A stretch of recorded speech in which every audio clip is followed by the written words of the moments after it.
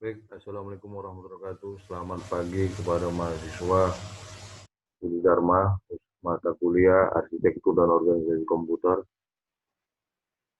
Untuk mata kuliah Arsitektur dan Organisasi Komputer, pembelajaran kali ini kita membahas materi mengenai yang namanya sistem operasi. Berbicara sistem operasi adalah sekumpulan perangkat lunak yang berada di antara program aplikasi dan perangkat keras. Sistem operasi merupakan penghubung antara pengguna komputer dengan perangkat keras ke komputer. Ruang lingkup mata pelajaran sistem operasi ini adalah pengenalan sistem operasi keluarga untuk Windows ya. Jadi saya membahas untuk Windows saja. Kemudian sistem operasi ada perangkat tugas yang mengatur, mengendalikan perangkat sistem operasi keras ya, perangkat keras dan memberikan kemudahan untuk pemangkai dalam penggunaan komputer. Sistem operasi akan melayani inti umum untuk software aplikasi. Layanan tersebut seperti akses ke hard disk, manajemen memori, tugas penjadwalan dan antarmuka atau user. Ya, bagian kode yang melakukan tugas ini ditambahkan yang disebut dengan kernel dalam suatu sistem operasi. Kemudian lanjut kita yang namanya berbagai macam untuk yang namanya sistem operasi. Yang pertama saya membahas mengenai namanya keluarga Microsoft Windows. Sistem operasi ini meliputi yang namanya Windows desktop ya, environment berbasis DOS ya, versi 1 sampai versi 3. Berbasis GUI Windows 9, 95, 98 sampai sekarang pada saat sekarang ini. Nah, ini bisa Anda lihat keluarga dari Microsoft Windows. Yang kedua, berbicara tentang yang namanya keluarga sistem Unix ya, menggunakan antarmuka sistem operasi POSIX ya, seperti SC Unix, keluarga dari Berkeley Software Distribution ya. Kemudian berbicara tentang Linux itu Debian, Red Hat, ya Ubuntu. Kemudian berbasis kernel Linux yang dimodifikasi. Kemudian ada namanya Mac OS berbasis kernel atau BSD yang dimodifikasi dan dikenal dengan namanya Darwin. Ini jenis-jenisnya nanti bisa dilihat di bahan. Kemudian keluarga yang namanya Mac OS ya. Sistem operasinya dikeluarkan oleh industri komputer Apple ya, yang disebut dengan Mac atau MA ya, Macintosh ya. Sistem operasi ini ialah publik ya, beta Kodiak, macOS 10 jenis versi 10.0, 10.1 sampai dengan 10.8. Kemudian berbasis server Open Startup ya, macOS server 1.0 berbasis mobile. Kemudian untuk perkembangannya sistem operasi ini yang pertama generasi awal tahun 1945 sampai dengan 1955. Generasi pertama merupakan ya, awal perkembangan sistem komputasi elektronik sebagai pengganti sistem komputasi mekanik. Hal itu disebabkan kecepatan manusia untuk menghitung terbatas dan manusia sangat mudah untuk membuat kecerobohan atau kekeliruan, bahkan kesalahan. Pada generasi ini belum ada sistem operasi, maka sistem operasi dibuat diberi instruksi yang harus dikerjakan secara langsung oleh pengguna. Kemudian di generasi kedua tahun 1955 sampai dengan 1965 memperkenalkan yang namanya batch ya, batch processing system, yaitu job yang dikerjakan dalam suatu rangkaian lalu dieksekusi secara berurutan. Generasi ini sistem komputer yang belum dilengkapi sistem operasi, tetapi beberapa fungsi sistem operasi telah ada.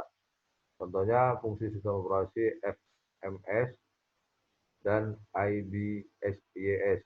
Kemudian generasi ketiga 1965 sampai dengan 1980. Sistem operasi pada generasi ini dikembangkan untuk melayani banyak pemakai, di mana Para pemakai berkomunikasi lewat terminal atau sistem BAS secara online ke komputer. Sistem operasi menjadi multi-user, digunakan oleh banyak pengguna sekaligus. Multi-programmer atau sebenarnya melayani banyak program sekaligus. Dan multitasking ya, melayani banyak tugas dan pekerjaan atau disebut dengan batch processing system. Kemudian yang di generasi keempat tahun 1980 sampai tahun 2000-an, ini kita bisa lihat pada masa ini operasi telah menggunakan GUI ya, atau disebut dengan Graphical User Interface, antarmuka komputer yang berbasis grafis yang sangat nyaman dan mudah digunakan. Pada masa ini juga dimulai era komputasi tersebar atau disebut dengan distribusi komputer ya, di mana komputasi tidak lagi berpusat di satu titik tetapi dipecah di banyak komputer sehingga tercapai kinerja yang lebih baik. Kemudian generasi selanjutnya, pada generasi diperkenalkan sistem operasi yang berada sebuah sistem operasi dan sistem operasi bergerak mobile. Pada perangkat bergerak seperti PDA, Pocket PC, laptop, notebook, dan netbook. Sistem operasi jaringan virtual yang berkembang sehingga dalam satu jaringan hanya diinstal satu buah. Sistem operasi pada perangkat server pada masa ini diperkenalkan yang disebut dengan virtualization system, yaitu satu komputer dapat dikloning secara virtual menjadi lebih dari satu komputer atau sistem operasi yang dapat bekerja bersama-sama. Ini kita bisa lihat penggabungan dua atau lebih sistem operasi berbasis Linux dan Windows. Generasi ini merupakan awal tren mobile computing ya. Perangkatnya didominasi oleh Android, iOS, BlackBerry OS, sistem operasi, kemudian Windows Mobile, Windows Phone, dan Symbian ya. Pada masa ini diperkenalkan sistem iCloud, artinya layanan komputasi awam, yaitu sistem layanan jaringan yang dipublikasikan oleh Apple pada tahun 6 Juni 2000 pada tanggal 6 Juni 2011 di San Francisco. Kemudian perkembangan sistem operasi Windows, kita bisa lihat Microsoft Windows adalah sistem operasi yang dikembangkan oleh Microsoft Corporation yang menggunakan antarmuka berbasis grafis dikenal dengan namanya GUI, Graphic User Interface. Kemudian kita lihat Mac-DOS, ini sistem operasi yang berbasis teks ya, Command Line Interpreter. Ini versi pertama adalah grafik Windows Graphic Environment 1.0, merupakan perangkat lunak yang bekerja atas arsitektur 16 bit dan bukan merupakan sistem operasi yang berjalan atas yang disebut dengan Mac-DOS ya. Sehingga untuk menjalankan sistem DOS-nya dibuat oleh perusahaan pembuat komputer Settle ya, komputer produk yang kemudian direkrut oleh Microsoft, yang selanjutnya dibeli lisensinya, dirilis pertama kali pada tahun 1998. Pada tahun 1998 yang sering dengan pun meluncurkan versi Mac-DOS yang lainnya. Ini nanti bisa dilihat versi 2.0, Windows 2.0 sampai dengan Windows 95, 98, Windows NT. Ini bisa Anda lihat nanti Windows 2000, Windows XP, kemudian server 2003, Windows Vista sampai Windows 7, Windows 8 sampai sekarang ada namanya Windows 10. Kemudian di bahan ini nanti kita lihat sistem tutorial membuat simulasi sistem operasi menggunakan VirtualBox ya. Ini saya simulasikan VirtualBox merupakan, saya pakai VirtualBox merupakan software aplikasi emulator yang biasa digunakan untuk membuat sistem operasi virtual dan komputer, baik itu PC maupun laptop. Biasanya banyak ya pengguna komputer menggunakan aplikasi ini untuk mencicipi sistem operasi tanpa penggunaan komputer lain yang di hard disk. Bahan yang saya gunakan itu kita bisa lihat, saya pakai, Anda bisa download nanti VirtualBox ya.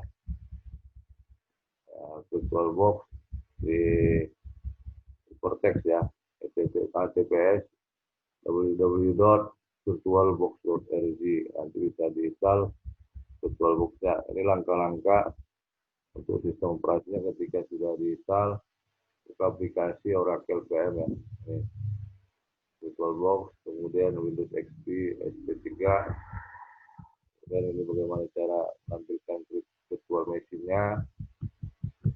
Yang bisa kita lihat. Kemudian di sini name and operating system-nya langsung dibuat pakai sistem operasi Windows 32 atau 64 bit ya. 512 ukuran standarnya adalah untuk memori RAM yang akan digunakan ukuran standar 512 MB. Pada gambar ini saya isi 1024 ya, 1 GB biar tidak berat saat loading ketika operasinya berjalan. Kemudian bagaimana cara menjalankannya, bagaimana membuat scriptnya, bagaimana membuat untuk update ya. Anda bisa nanti dilihat di bawah sampai selesai materi yang membuat selesai untuk pengisian data di Windows 7 ya. Kemudian kita lanjut untuk materi selanjutnya. Saya pakai yang namanya PowerPoint.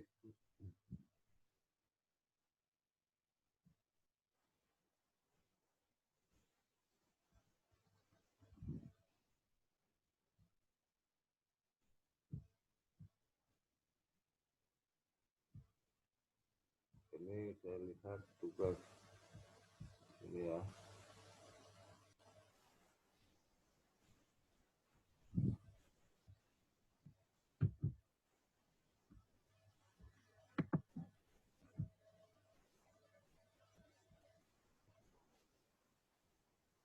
Desktop terlihat saya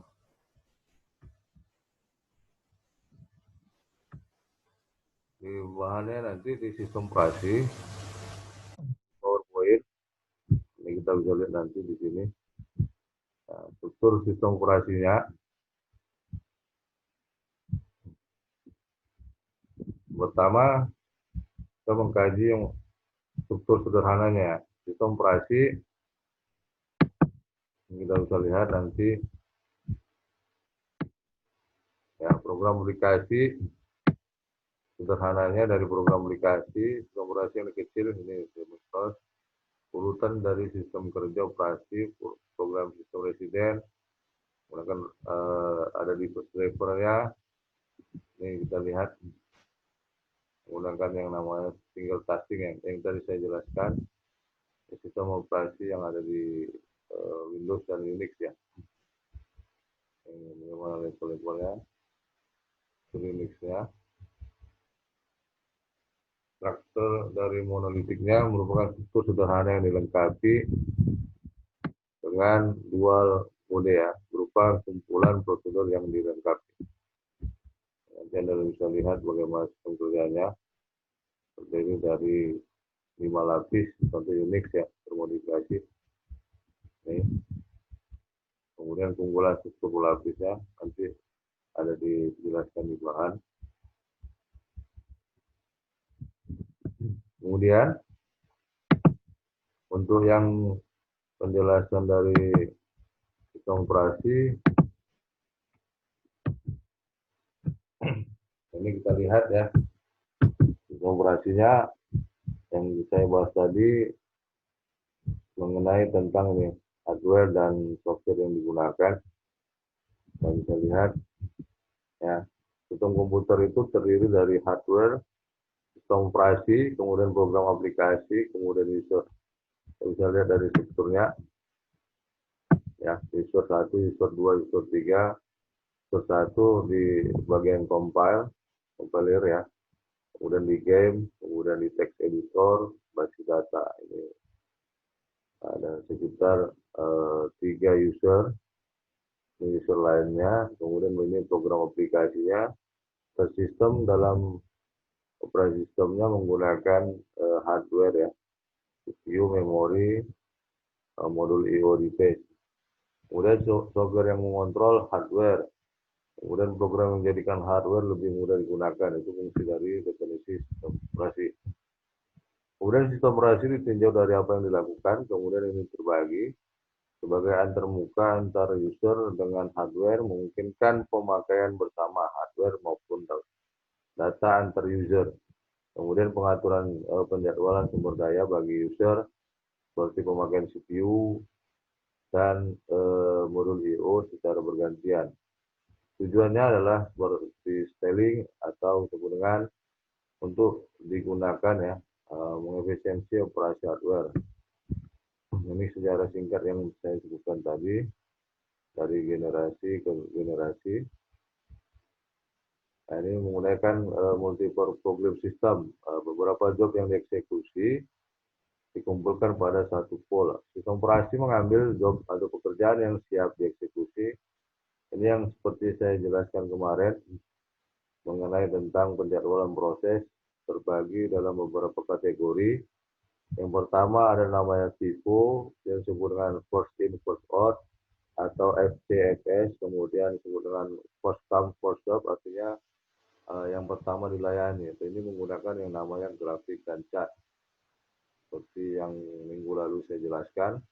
Kalau FIFO berarti yang mana duluan datang itu yang dikerjakan atau dieksekusi duluan. Contohnya kita lihat dari 0 sampai dengan 10, berarti dikatakan yang dikerjakan pertama. P1-nya berarti 10, P2-nya adalah 4, karena dijumlahkan jadi 14, P3-nya sebenarnya adalah 6, jadi di 14 ditambah dengan 6, 20, kemudian P4-nya adalah 3, jadi dikerjakan 23. Ini kalau di SJF, short job ya, post ya, artinya yang mana yang paling kecil, berarti yang paling kecil nanti P4 ya, proses keempat. Nah, ini contohnya Gantt, nah, yang seperti yang saya jelaskan, ini distribusi sistemnya selesai. Kemudian kita lanjut ke materi manajemen ini ya, deadlock prediction. Ini yang ini deadlock prediction ini kita bisa lihat apa arti dari deadlock dan prediction ini.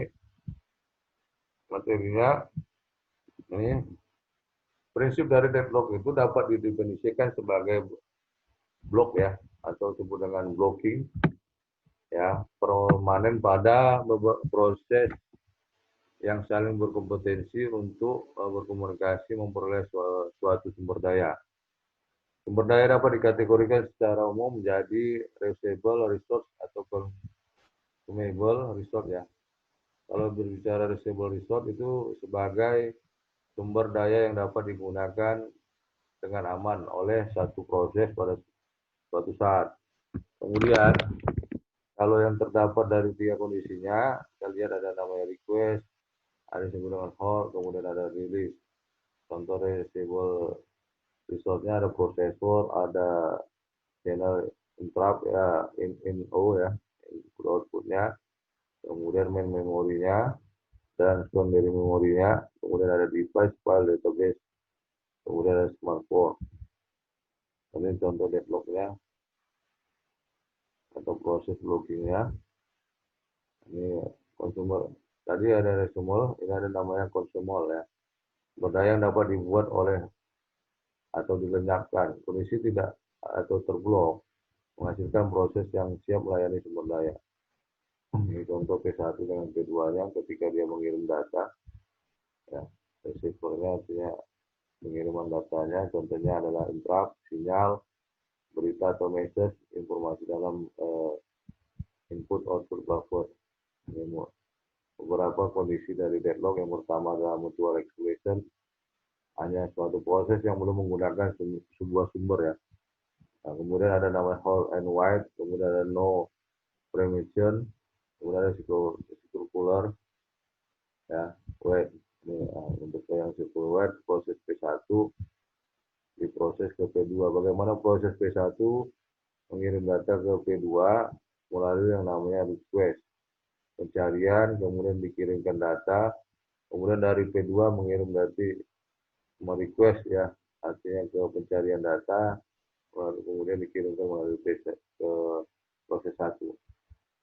Kemudian bagaimana metode mengatasi deadlock, kita lihat ada pencegahan, ya, kemudian ada pendeteksian, kemudian ada penghindaran deadlock. Ini proses yang ketiga tadi, deadlock prevention ya. Nah, bagaimana meniadakan atau mutual exclusion ya, disebabkan oleh pengaksesan eksekusi sumber daya. Bisa Anda lihat untuk contohnya nanti di sini ya, di bahan. Bagaimana rumusannya nanti ada di sini, bagaimana rumusannya pakai sigma ya untuk perhitungannya. Untuk P1, P2, P3-nya, proses P1, P2, P3 sama dengan untuk pencarian yang namanya perkalian matriks. Oke, lanjut kita ke materi manajemen memori. Nah, manajemen memori. Ini kita lihat manajemen memori. Ini pada unit program, memori dibagi menjadi dua, yaitu sistem operasi yang disebut dengan kategorinya ada resident, monitor, atau kernel, dan program yang dieksekusi. Sedangkan dalam multi programming, memori yang digunakan user dibagi-bagi atas beberapa proses. Tugas pembagian ini yang disebut dengan manajemen memori. Fungsi dari manajemen memori mengelola informasi memori yang dipakai dan tidak dipakai. Yang kedua, mengalokasikan memori proses yang telah selesai. Kemudian mendialokasikan, ya, artinya meletakkan posisi dari proses yang telah selesai. Kemudian mengelola swapping ya antara main memori dan virtual memori. Di klasifikasi manajemen memori kita bisa lihat ada yang main memorinya, sistem khusus, sistem multiprogramming, dibagi dalam partisi tetap, partisi dinamis, alokasinya, relokasinya ini dilihat untuk yang tidak nyata ya. Kita lihat virtual memorinya, multiprogrammingnya, biji murni, segmentasi murni, kemudian kombinasi. Itu terdiri dari fixed memory. Ini yang saya jelaskan sebelum pertemuan kemarin mengenai tentang memori. Ya, ini memori. Bagaimana pembagian ini operasi sistemnya 512 sampai dengan yang ada di sini. Ya, ini menggunakan equal size partisi, kemudian ini unequal ya. Artinya ini menggunakan pembagian partisi yang hanya terbatas khusus 512 saja, ini yang berbeda berubah-ubah pembagian partisi. Ini kesulitan yang partisi tetap dengan ukuran. Nanti bisa dilihat partisi dinamik, bagaimana proses-proses alokasinya Anda bisa lihat di bahannya. Oke, terima kasih sampai di sini. Untuk yang materi yang berikutnya adalah mengenai tugas. Nah, jadi tugas selalu saya optimalkan ya. Optimalkan untuk Anda mengerti, paham atau tidaknya materi yang saya sampaikan. Mengenai tugas,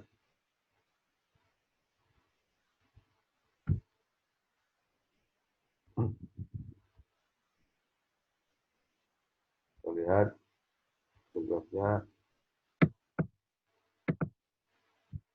Nah, ini tugas online dan tugas offline ya. Tugas online dan tugas offline, yang pertama tugas online. Tugas online Anda bisa lihat nanti di saya kirim PowerPoint-nya. Kerjakan via Zoom atau YouTube ya. Kirim link ke YouTube via WA Group. Kita punya WA Group. Dan jangan lupa nanti absen di Google Classroom. Pertama, jelaskan pengertian dari sistem operasi yang saya jelaskan tadi. Kemudian dari generasi keberapa, Anda bisa jelaskan di sistem operasinya. Kemudian bagaimana membuat sistem simulasi ya. Operasi menggunakan VirtualBox itu ada di bahan Word-nya. Kemudian bagaimana jelaskan materi struktur sistem operasi. Ini di PowerPoint yang saya jelaskan tadi. Materi proses-proses ini di ya PowerPoint. Deadlock ini jelaskan materinya ini via YouTube ya. Linknya nanti kirim WA group. Kemudian tugas offline ini bisa dikerjakan di kertas A4 atau diketik ya menggunakan komputer atau PC Anda. Pertama, jelaskan pengertian sejarah dari perkembangan sistem operasi Windows ya, Windows. Kemudian jelaskan membuat simulasi sistem operasi menggunakan VirtualBox yang tadi. Secara online pun juga ada, di offline juga ada. Kemudian apa yang dimaksud dengan deadlock dan sertifikasi jelaskan di kertas 4. Kemudian jelaskan klasifikasi manajemen memori. Nah, untuk yang apa namanya tugas online itu nanti ada presentasikan seperti yang saya mau presentasikan sekarang. Kemudian untuk yang offline nanti dikirim melalui koordinator. Terima kasih kepada mahasiswa UI Dharma untuk mendengarkan saya kali ini. Untuk mata kuliah arsitektur dan organisasi komputer bisa Anda like, subscribe, and comment di channel saya biar naik ya grade-nya. Terima kasih sampai di sini akhirnya saya kira Assalamualaikum warahmatullahi wabarakatuh. Selamat pagi.